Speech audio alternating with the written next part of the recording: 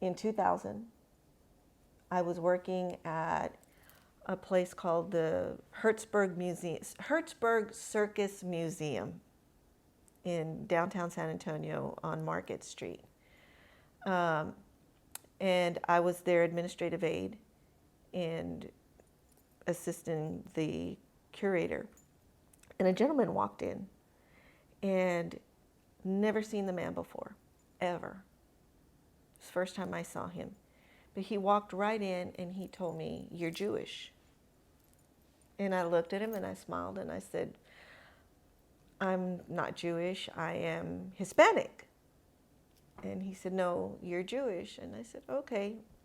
I went home that afternoon and I told my sister, "This man came into my office today and the first words out of his mouth were, 'You're Jewish.' And he didn't even know my name." And my sister was like, "If he comes back, ask him for his information." So we had already started exploring Judaism. So this man comes in and says, "You're a Jew." And my sister's ears go up and she's like, "What is he talking about? Where's this coming from?" Well, lo and behold, the man comes back the following day and he tells me again, "You are Jewish." And I said, "I am not Jewish. I am Hispanic, but my sister would like to speak to you." And they spoke to each other for about 6 months, just going back and forth with all this information and research and everything. And about that time, my dad's uncle or cousin came to us and he was like, "I think I found a Jewish ancestor." What? 5 or 6 years later, that we were able to find my father's 11 times great-grandfather's Inquisition record in Andalusia, Spain, where he was being tried by the Inquisition for blasphemy. And then we were like, that guy was right, you know? And so my sister tried calling him, phone number no longer exists. You know, internet was a big thing by that time. We tried searching for him, can't find the gentleman anywhere. We've never seen him again. We've never heard from him again. Can't find him. We've searched for him even up to last year. We tried searching for him again. Can't find him. Our only conclusion was he was an angel sent by Hashem to tell us who we really were. So that's when we started following our line, converted to Judaism, started to really look at it. By that time, I was married, and thank God my husband agreed to convert as well, you know, had my children. But about 2012, we were like, okay, we know this about Dad's family. What do we know about Mom's? You know, we know a little bit about her father's side, but we know absolutely nothing about her mother's side. We know who her mother is, you know, and that she was born in Lozoya. Let's see what we can find out. And so we started going to the San Antonio Public Library here. The main library has a Texana genealogy department. And so we started going there, and we would pull out all these books, John Ogden Leal's books, and lay them all over the table. And each one of us would take a book, and we would take the kids, which is why she says they would always take us. You know, we'd pull out a book and say, "Here, this is the last name that we're looking for. Start looking for these names." What helped us, because we, you know, it had her parents' names, but when we went to look for her father, we couldn't find him here in Texas. And so we were like, okay, but if she was born here, where's he from? Well, the Catholics did a fantastic job of documenting us. So they would put, you know, the name of the child, how many days old they were during baptismal, who the parents were, who the godparents were, and who the grandparents were. And so we found the grandparents on the father's side, Genaro de la Cruz's parents. So we started looking for his parents, and we found them. Having found them, we found their parents. And in finding them is where we see indios de esta misión. And we were like, we're native. Great grandma lied. She said we were Spanish. We're not Spanish. We're Indian. We're native. What the heck? What happened? And so that was like, wow, we are native. And it was like chaos, because now here we are, we're no longer Spanish. So, now we're native, and it's like, what do we do with this? And that's where we thank Ramon Vasquez from AIT-SCM, because he was the one that was like, well, yes, this is your ancestor. This gentleman is your ancestor. But did you know that he was the last Indian governor of Mission San Jose? What? And here's the documents to prove it. Wow. Wow. How do you even, where do you go from there? Because now you're not just any native. Your your 4 times great grandfather was actually somebody in a position of power, and that changed everything for us. And I think that's what drove us to where we are today in doing what we do. Because if we didn't know, how many other people don't know?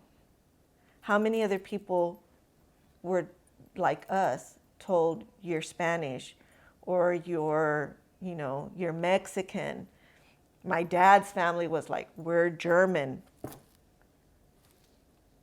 No, that's not who you are, So that is why we formed the organization that we formed, was, to help other people on that same journey as we are, because we're still on that journey. We still aren't where we want to be. There's still a lot of information that we want to find that we may never find, right? We probably won't, because natives, they didn't keep records.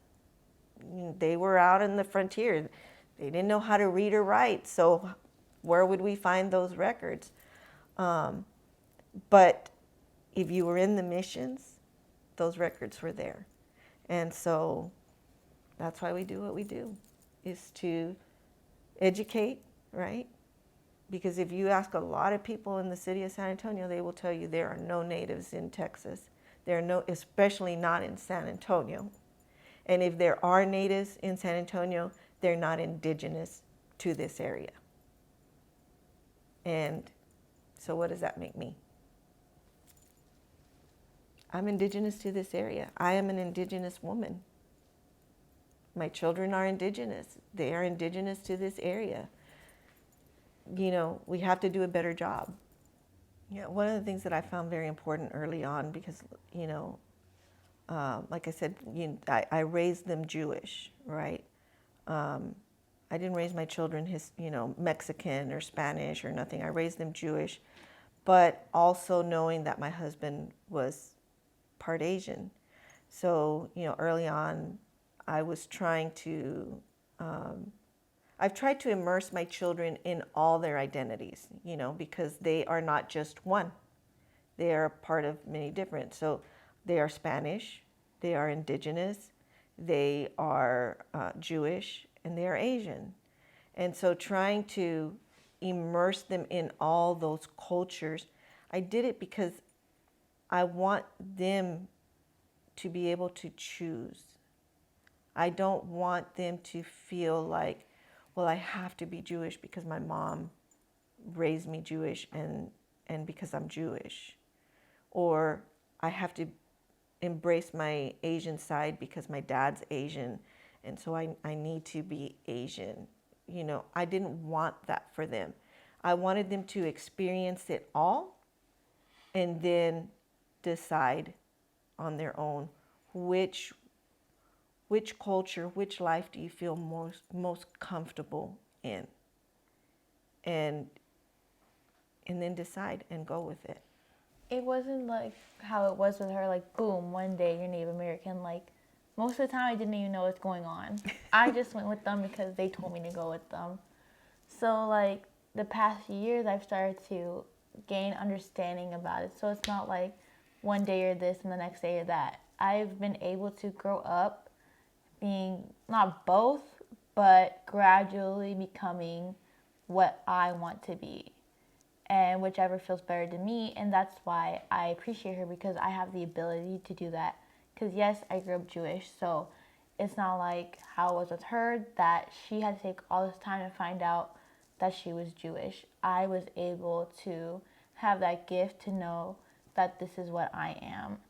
And so when I not found out, but like when it slowly I started to understand that I was Native American, it was just an added bonus to my life. It wasn't like anything bad or good, because I wasn't even taught that I was Spanish. I was just Jewish, basically, and Asian, so that's all I knew.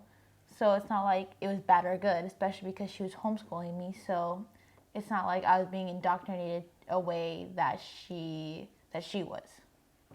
I think nowadays it's a lot easier, especially with social media, because these people are able to get on there and show their culture, show who they are. And yeah, other people will get on there and be haters, but most of the time you'll see everybody come together and fight back, because they don't want to see what happened happen again. And I think with social media, it has helped this generation a lot. It has hurt this generation, but it has helped a lot with people being able to come together and understand that, yeah, the same people like you are out there. You can be like this or that. It's up to you at this point what you want to be. You have to make that decision. But now you see you have this community of people, and it makes you feel better because you know you're not alone. Mm-hmm. This is a whole problem within the Jewish community, in my opinion. They're very closed off because it's a sacred religion. It's a thing that we've been attacked for. So obviously, you're going to be a little closed off. But when you see a person trying their best to be within that, especially if that's all I've known my whole life, I went in there and they had kids, and I tried to be with them, and they were very rude to me, didn't talk to me, didn't want to bring me in. And obviously I'm trying. So how are you just going to reject me like that? And especially with the adults too, that's also a problem. They don't see it, but I see it. How they will reject us if we're not participating correctly, but they don't understand it takes more time. So I personally just feel like I've been rejected by that side. So why would I go over there and try more when I know the answer? Are you saying religiously I'm still Jewish, but culturally I'm indigenous? Religiously, yeah, but I think culture, I'm still a part of both. It's just difficult now for Judaism, just because you know what happened with the synagogue and everything. So yeah. I'm trying to get back into it, but it's not that I'm necessarily, whatever, it's Judaism. I don't want to be part of it culturally ever again. No, I still want to be in it, but right now I just feel more connected to Native American. I think one of the things that you have to understand about Judaism, right, is it's matrilineal. So if your mother is Jewish, then you're Jewish. Well, my mother is not Jewish through her mother. My mother is Jewish through her father. So according to Judaism, my mother is not Jewish. So because my mother was not Jewish, I had to convert. Okay? So that was strike one. I have to convert. I'm Jewish through my father also, right? So it doesn't count. So it doesn't count, right? So I'm not Jewish. I have to convert. But then when you look at my father's ancestor that was being tried by the Inquisitioner, well, because of it, his children converted to Catholicism, right? So here we are. You're a Sephardic Jew, and a lot of the biggest community of Judaism is Ashkenazi. We are known as conversos, right? We're known as conversos because we converted to Catholicism for our own safety, right? And then some kept traditions that they would do in their homes in private so that they wouldn't be found out. Because you have to remember that the Inquisition did not just begin and stay in Europe. The Inquisition followed us to Mexico and into the United States. So when we left in 1492 and started coming into South America, to the Caribbean islands, and then eventually into Mexico, exactly the way we came, Caribbean, South America, Central America, into Mexico, the Inquisition was following us all the way up, right? So here we are. You're seeing us convert for our own safety. That's as a Spaniard, right? You're talking about as a Spaniard. As a Spaniard. Not as a native. Right? As a Spaniard. You're seeing this all coming up. You have to convert or die, convert or die, convert or die, right? So we're converting. And eventually you get to a point where some people just completely converted and they raised their children and they forgot about their Jewishness, right? And then you come to the year 2000, like me, finding out, hearing, no, you're really Jewish. You're not Mexican. You are Spaniard, but of Jewish descent. Then you're like, wait a minute. So these stories are about me. They're not about anybody else now. They're about me, my ancestors being followed and persecuted by the Inquisition all the way up. Because you have to remember, it wasn't until the 1960s that the Catholic Church canceled the Alhambra Decree, where it was saying, the Alhambra Decree said the Jews killed Jesus. And so because the Jews killed Jesus, you deserve to die, And that's a whole other story there, So all this time, you don't want to be Jewish because it's a bad thing, But then you come, so then you start to convert. And so this is the hard part all the time. Because for the Jews, you're not Jewish enough. But for the Christians, now you're a traitor. Because you're going back to a religion that over here they taught you is bad. So now suddenly you go from having community to being an island all unto yourself. And you have nobody. And that's where we were at. So as much as we want to be a part of community, we watch services from home. It's easier. There's no persecution from anybody. You watch it from home. And you continue to practice the religion of your ancestors and the religion that you love so much, the rituals and the traditions, you continue, but you have to do it alone. It's hard for Jewish people of color when you come and you say, I'm acknowledging who I am and I want to embrace it and I want to come back, because not everybody accepts it. And then it makes it harder for people like us because we didn't convert Orthodox, we converted conservative.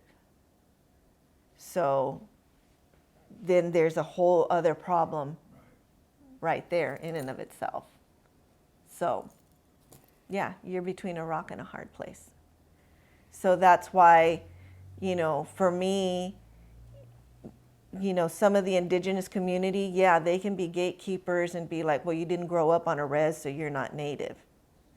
But I have found a lot more acceptance in the native community for me because they see that I'm trying and that I want to learn and I want to know. And so they're trying to, they open their arms and are trying to teach me. And I didn't get that completely in the Jewish community. And I think that's the one that hurt me the most. It's mostly my own experience. I had to fight with her a lot to not make me go. So I think now she's probably starting to come to terms with it, but it was mostly me who I felt it first. Like, I feel a lot of things, so if I'm not like this weird psychic or anything, but like if I walk into a place, I can feel energy. I can feel that. So when I walk into there, it's like supposed to be this place where you can be who you want to be, where you're free from everything, but you still feel that negativity. You still feel people looking at you because you're dressed differently or your color is different. And it's like, well, why are you being like that with me when there's all these other people who are against us? Why can't we just come together and not take down, but show them that we're a community, that we can do this? But instead, they're going to go after their own people. So I saw that first, and so I told her, and I think she's starting to realize that. And that sometimes it's hard, right? Because we feel when we have children, we're supposed to teach them all these things. We're the teachers, we're supposed to protect them and guide them and lead them, right, as parents. And then there comes a point where the tables turn, and sometimes it's a permanent turning of the tables, but sometimes it's a temporary thing. And I think in this instance, it was like, can't you see it? This is what is happening. And I think it took me a little bit longer because kids can be cruel, right? They can be cruel to each other. Adults have a way of hiding certain things, right? And of putting on a face for you where you have to really be looking to see it, right? And so, yeah, she felt it first before I did. She felt it. But it doesn't change, for me, it doesn't change who I am and what I want to be, I still love Judaism. I still love my Jewish brothers and sisters. I still crave to be a part of the community. But if I can't be a part of the community in person, then I'll find another way to be a part of that community, And so my focus has shifted to being a part of the indigenous community in person because I can be. And I'll be a part of my Jewish community at home. What did it feel like mentally to go from Spanish to actually being indigenous? That was rough. It really was rough because we were taught to be proud to be Spanish because to be Spanish was a special thing. Why? I don't know. It was never even told, if you are a Spaniard, you should be proud because. But I think in a way, look, when you look at history written because we all know that history is written from the perspective of the victor, right? You know that. So you look at a history book and they tell you that the natives were savages, that they were all bad, that they weren't smart, they couldn't do anything. But the Spanish and all the Europeans, the British, they were smart, they were special, right? They were smart, they were sophisticated, they were all these things. So you sit there and you're like, okay, well, I'm Spanish, so I'm smart, I'm sophisticated, I'm all these things, right? And then they throw you a curveball and they tell you, oh no, you're not Spanish, you're indigenous. And you're like, oh crap, now I'm a savage, and I'm not smart. You go from one day being smart, a smart Spaniard, to the next day being a dumb native, right? Because you would see the Lone Ranger and tonto. Well, in Spanish, you know that tonto means dumb. Tonto was tonto. And so you look at all these things and you see all these history books and all these people saying all these negative things, and you're like, so that's me now? What? Where does that leave me?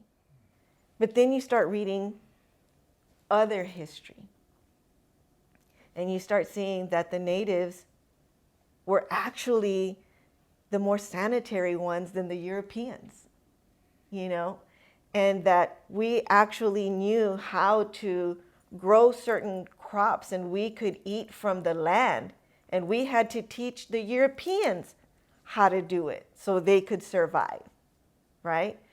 And that all these diseases that were brought by the Europeans, and that we got them, we didn't get them not because we weren't clean, but because we didn't have the antibodies to fight these things, right? So then that's where your perspective starts to change, and you're like, wait a minute, this isn't a bad thing.